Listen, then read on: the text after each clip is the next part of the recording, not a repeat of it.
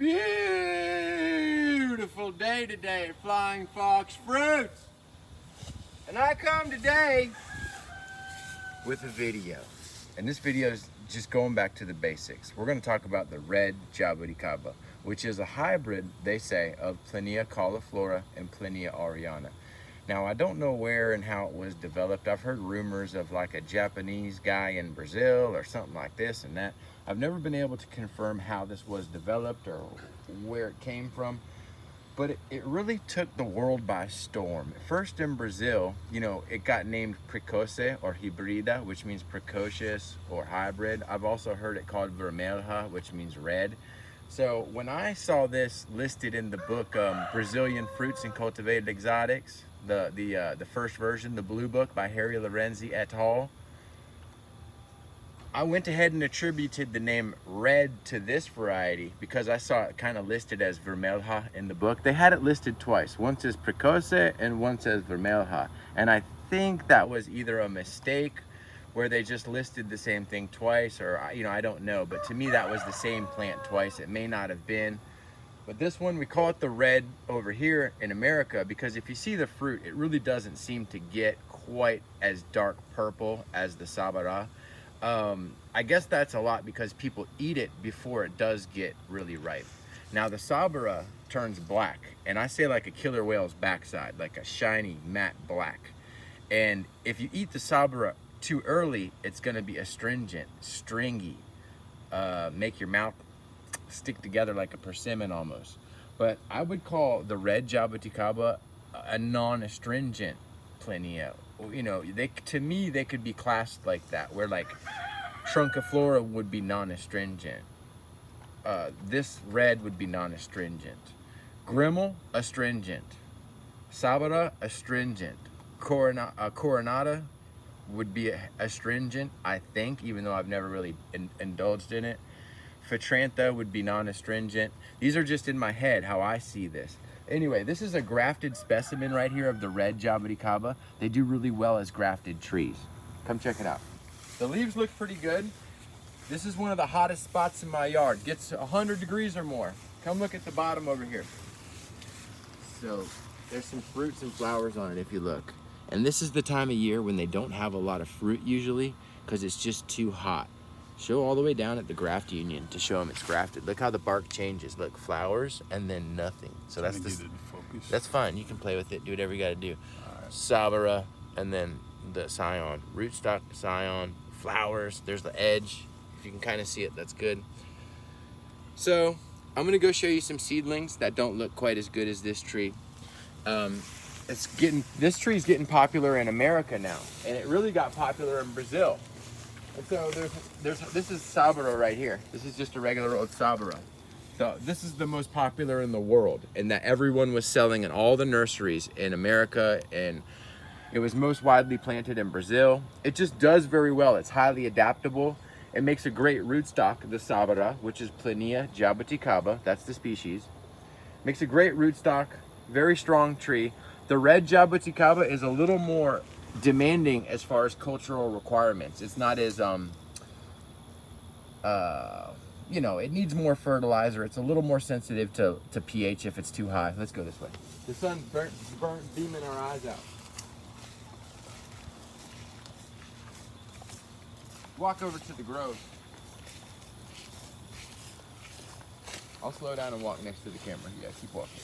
So basically, the grove right here is 64 red jaboticabas planted out, and they look pretty good for all the heat and abuse. I don't water them that much. They stay watered pretty nicely because we have a high water table here.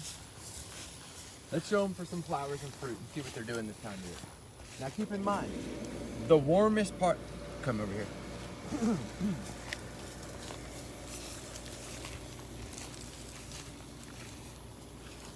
Turn you around this way, sorry. I'm walking everywhere. Keep in mind now, the warmest part of the year, you stay right here. The warmest part of the year, we get the least amount of fruit on the jaboticabas. It's just too hot. They don't like it at my place, all right? I don't know if it's the same about your place. Here, the temperature can get 105 degrees or more.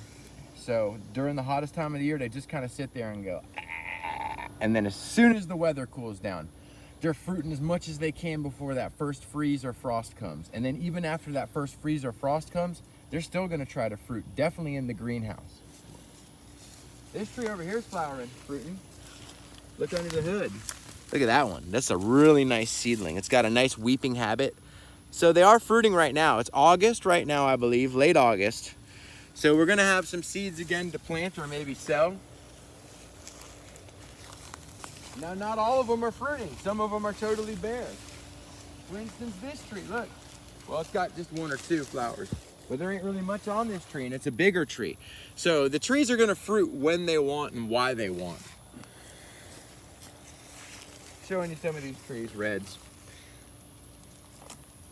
Okay, when I first heard about the red jaboticaba, I was working at Larry Schatzer's house. I'm gonna walk backwards, you can follow me. Actually, let's walk over this way, I'll walk backwards. When I first heard about the red jaboticaba, I was at Larry Schatzer's house. That's our kids' nursery in Winter Garden. He had it growing at his house. And he had it labeled as the ever-bearing. He had it labeled as ever-bearing. And I remember seeing the tree. It was only like 3 or 4 feet tall, a trunk about that wide, but covered in fruit. And it was fruiting all the time. And I got to taste the fruit and I said, oh my gosh, that tastes different than the other one. He's like, yeah, buddy. He's like, I can get you a tree. And I said, I begged him to get me a big one. I wanted a big one. I was willing to spend whatever I had to spend. I won't tell you what I spent, but I finally got a 25-gallon tree from him. And buddy, I held on to that tree and I cherished it. It came to me and he got it from another grower. And the guy that was growing them didn't know how to take care of them. The soil that came in was this muck. It was like horrible. It was horrible. The only way he kept them alive was by giving them a ton of Osmocote and watering them. He knew that much. He said, give them slowly release fertilizer and water the heck out of them. You can use any kind of soil you want and you can keep them alive that way. He figured that out, but that's not how I grow them. But this is not Larry I'm talking about. This is the guy that Larry got the trees from, who was the only guy you could get them from. We won't mention any names here to protect everyone's innocence. But Larry's wonderful, I think, for being the guy who kind of brought this back and introduced it to everybody. If it wasn't for Larry Schatzer at Our Kids Nursery, I don't think I would probably even have these right here. He's the person who got me my first tree where I planted a lot of these seeds from. And it was worth every penny I spent. I would do it all over again. And then I bought another and another. And I found out where Larry was getting them from. And I got a bunch more. And I bought as many as I could. And I'm thankful I did it. Because not a lot of people were growing these in the United States. No one really knew what they were. And they fruit in 3 to 5 years instead of 7 to 12 years, okay? The one that everyone was growing, Plinia jaboticaba, variety Sabara, most popular in the world, takes 7 to 10 years to fruit, something like that. 8 to 12, depends on the tree, depends on the place, how you're growing it, conditions, luck. But these right here are great because they stay small, they fruit more than Sabara, they fruit quicker than Sabara, but they do have some disadvantages. You know, I wouldn't trade one for the other permanently. Sabara makes a bigger fruit typically. Sabara can make sweeter fruit sometimes, not all the time, but typically Sabara makes a really sweet fruit. Smaller seed on Sabara typically. So, Sabara is more tolerant of adverse conditions, especially high pH and lack of nutrient. Come on this way. Oh, yeah.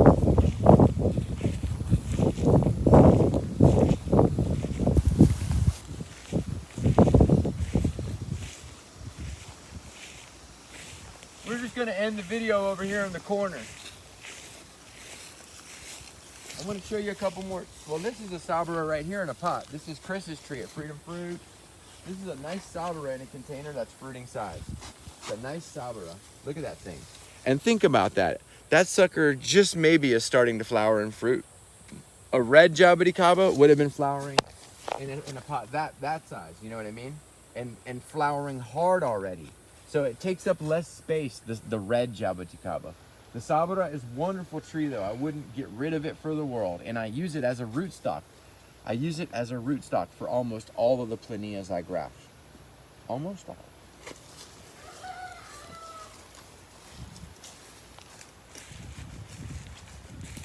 Someone's been messing with my root ball, Angel.